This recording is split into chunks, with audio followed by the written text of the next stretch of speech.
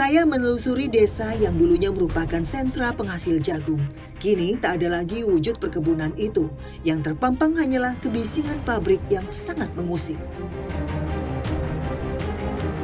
Dari titik saya berdiri saat ini, terlihat jelas di sebelah kiri ini merupakan tembok pembatas yang di dalamnya ada smelter atau pabrik pengolahan biji nikel. Betul-betul dekat langsung mepet dengan rumah-rumah warga yang ada di sebelah kanan saya. Keberadaan kawasan industri terasa melenceng jauh dari tanggung jawab sosial terhadap masyarakat sekitar. Kami mencoba mendapatkan tanggapan pihak perusahaan akan hal ini dengan mendatangi lokasi smelter. Pak, mau tanya, saya boleh izin ketemu Bu Lili? Bu Lili? Iya. Di sini, bukan di sini kantornya. Saya dari Indonesiaku, Trans 7. Saya udah chat ke Bu Lili sih. Coba saya telepon ya, Bu Lili ya. Coba saya mau telepon pihak humas perusahaan karena sempat juga sudah via chat. Jadi sekarang mau coba saya telepon. Kita lihat. Belum diangkat teleponnya, nanti sebetulnya kami hanya ingin meminta statement atau konfirmasi dari pihak perusahaan agar bisa memberikan juga statementnya gitu sesuai dengan yang saya sudah sempat koordinasi, cuman belum diangkat teleponnya. Saya soalnya udah dari kemarin, maksudnya mau ketemu, kan saya bilang saya butuh ini sih Bu, kami datang dari Jakarta sudah beberapa hari kemarin gitu. Nah, mau pulang tuh di lusa, besok lusa tuh sudah pulang sebetulnya. Jadi mau minta waktunya ketemu sebentar untuk ada sesi wawancara lah begitu dengan Bu Lili. Cuman belum bisa. Biasanya kalau dari pihak perusahaan yang kasih statement memang Bu Lili ya yang mewakili kan. Kita nggak ada penyampaian bahwasanya ada izinnya untuk. Oh gitu, oke ya.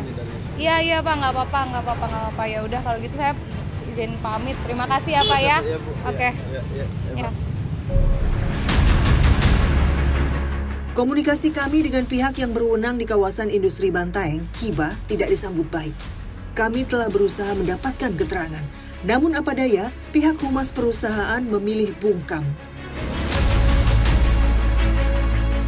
Di sudut lain, gunungan limbah terpampang jelas berada di area permukiman warga, bahkan di pinggir jalan raya. Hal ini menimbulkan tanda tanya besar, bagaimana limbah B3 atau bahan berbahaya dan beracun dikelola oleh pihak perusahaan. Aktivis lingkungan setempat fokus menyoroti dan kegelisahan itu semakin jelas terasa. Karena kondisinya sudah terlanjur seperti ini, sudah banyak dampak-dampak yang sangat terasa bagi masyarakat. Apa yang sebetulnya ingin diperjuangkan, Pak? Ya. Tahun 2021, KLHK mengeluarkan sanksi administratif yang bersifat paksaan. Itu ditemukan ada sekitar 30 pelanggaran perusahaan, mulai dari pengolahan limbah B3, kemudian pengolahan pengukuran emisi. Pelanggaran-pelanggaran itu menjadi indikator bahwa perusahaan ini tidak layak beroperasi.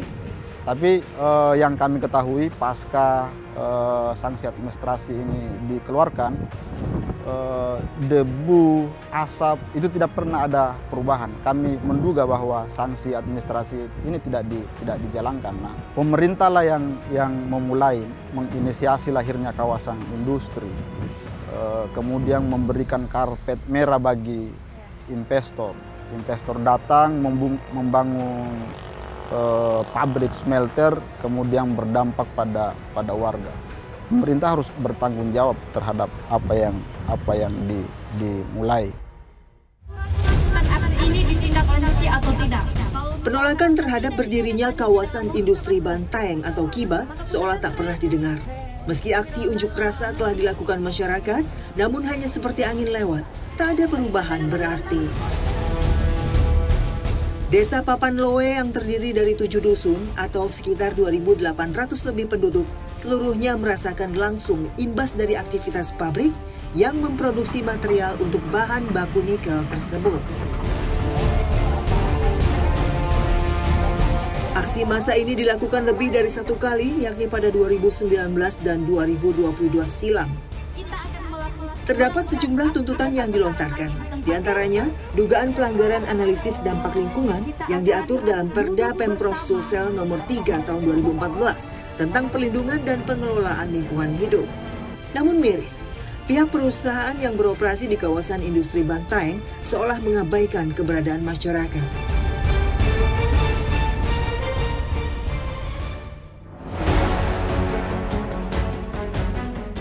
Komoditi lain yang sejak dulu menjadi sumber penghasilan masyarakat yakni kapuk. Namun miris, di wilayah Pak Jukukang kini kapuk tak dapat lagi dipanen. Debu bersumber dari beberapa aktivitas perusahaan, seperti debu dari mobil pengangkut material hingga pembakaran hasil peleburan nikel yang keluar dari cerobong asap pabrik. Selain menimbulkan polusi, debu ini mematikan tanaman-tanaman di sekitarnya. Di sebelah sini terlihat jelas debu yang berwarna coklat pekat dari arah smelter, sementara di sisi sebelah sini ini warna batang pohon aslinya. Kapuk sejatinya menjadi komoditas unggulan milik Kabupaten Bantaeng. Sejak dulu pohon ini tumbuh melimpah dan merata. Namun sayang, kapuk di desa Borongloe semuanya mati dan tak lagi menghasilkan. Saya pun menyambangi desa lain yang hingga kini masih menggantungkan hidup mereka dari kapuk. Berbeda dengan kondisi pohon kapuk yang sudah tidak produktif lagi yang ada di kawasan industri, di sini masih bisa diolah, bahkan terdapat rumah produksinya untuk langsung diolah menjadi kasur.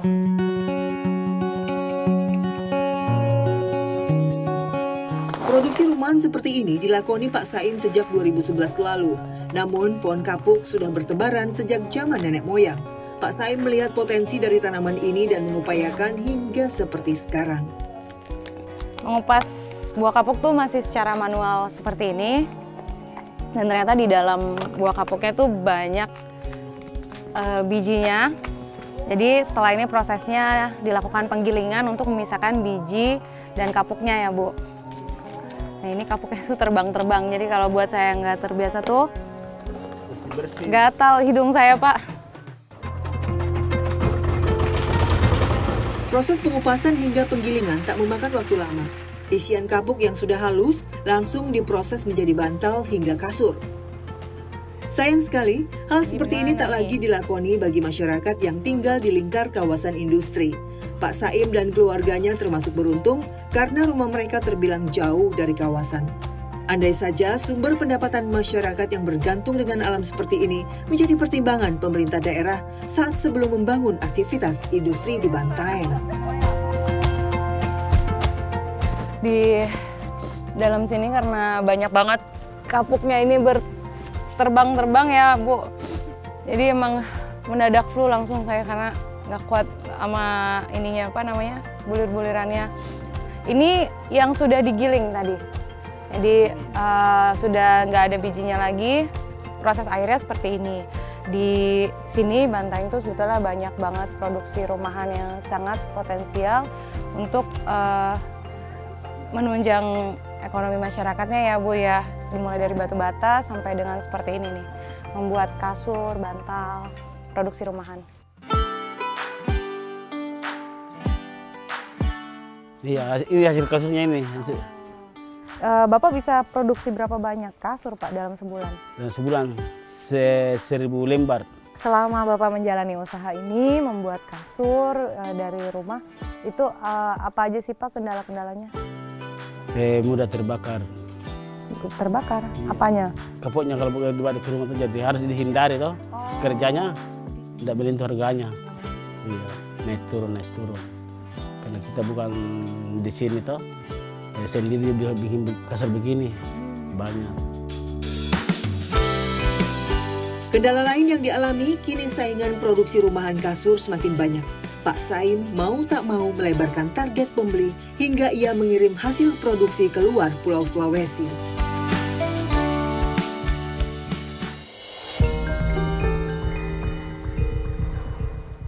Kini, wilayah pesisir di Kecamatan Pak Jukukang menjadi kawasan yang paling terdampak karena adanya lalu lalang kapal pengangkut material yang mengganggu ruang hidup nelayan.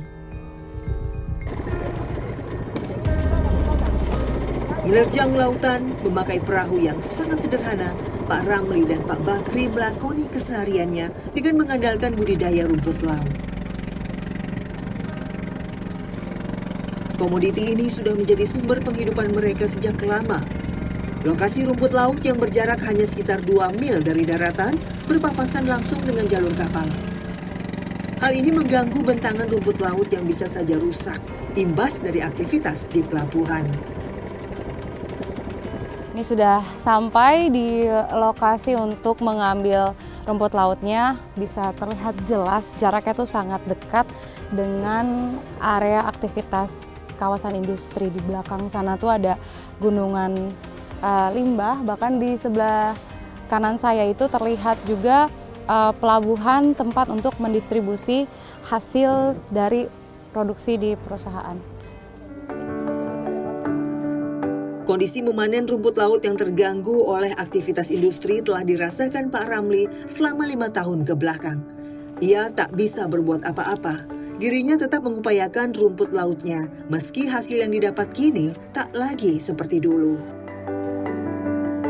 Di tengah aktivitas kami memanen rumput laut, rupanya ada binatang-binatang dari dalam air yang menempel.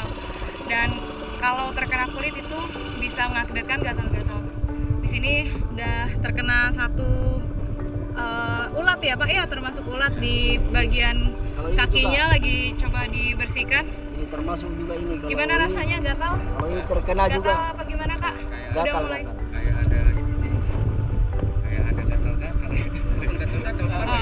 Ini udah panas. Apa mulai memerah juga ya kaki ya? Adanya serangga laut membuat kami lebih berhati-hati lagi saat menarik tali yang terpasang rumput laut. Tak sedikit pula lumut yang menempel sehingga rumput laut harus dibersihkan saat ditaruh di atas kapal. Akhirnya sudah selesai ditarik semua, satu tali yang kurang lebih panjangnya ada 20 meter ya Pak. Dan kalau masih keadaan basah gini, dimuat ke atas perahu, ini bisa mencapai 100 kilo. Lumayan banget tadi. Capek ya Pak? Jumlah ini sebetulnya menurun drastis dibandingkan musim panen rumput laut saat perusahaan belum beroperasi. Dulu bisa mencapai lebih dari 200 bentang tali saat satu kali panen. Kini hasil panen tak lebih dari 50%-nya. Hal itu diakibatkan banyaknya rumput laut yang rusak terkena imbas limbah cair perusahaan yang dibuang ke laut. Kami kembali ke tepian pantai untuk membawa hasil melaut. Meski terisi satu perahu penuh, namun hasil rumput laut yang dibawa hanya satu kali lansir. Padahal dulu, para petani rumput laut bisa seharian bolak-balik melansir.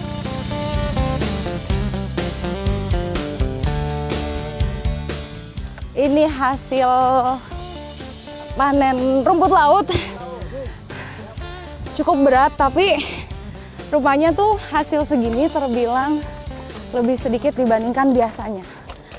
1, 2, 3. Tiba di daratan, rumput laut langsung dilakukan proses penjemuran. Lagi-lagi membutuhkan waktu yang tak sebentar. Apalagi dikala cuaca tak menentu seperti sekarang. Rumput laut yang dijual harus betul-betul kering, hingga tak ada lagi kadar air. Nilai jual rumput laut kering dilihat kembali segi kualitasnya. Ya dulu ya dirasakan sama petani rumput laut itu sebelum adanya ini perusahaan di sini, itu belum ada yang kita rasakan terkait masalah dampak. Namun yang kita rasakan hanya hasil dari petani rumput laut itu yang memang sangat menjanjikan waktu itu. Namun setelah dengan adanya ini perusahaan sampai sekarang, ini rumput laut agak hasilnya tidak sudah memuaskan lagi. Bahkan kita kalau panen itu selalu tidak ada keuntungan, artinya selalu rugi. Setelah adanya ini perusahaan, ada pengaruh dari limbah lingkungan ini, Pencemaran. pencemaran. Jadi di situ agak terganggu kita selaku petani rumput laut. Kualitas perkembangannya agak menurun. Dulu agak besar, sekarang ya kita lihat saja sendiri nih sudah banyak nih gangguan-gangguan seperti ini, agak putih-putih. Miris, rakyat kecil tertindas dan terus-terusan mengalami kerugian. Biasanya saat musim panen, para petani rumput laut bisa menghasilkan 8-10 karung pada 200 bentang tali. Kini mendapatkan 4 karung saja sudah amat bersyukur. Tak ada pilihan lain bagi Ramli. Ia pun bergegas menjual hasil panen hari ini. Di tempat penadah rumput laut, karung milik Ramli ditimbang. Hasilnya tak mencapai Rp200.000. Sementara untuk bibit saja, ia harus mengeluarkan lebih dari Rp100.000. Sungguh ironi.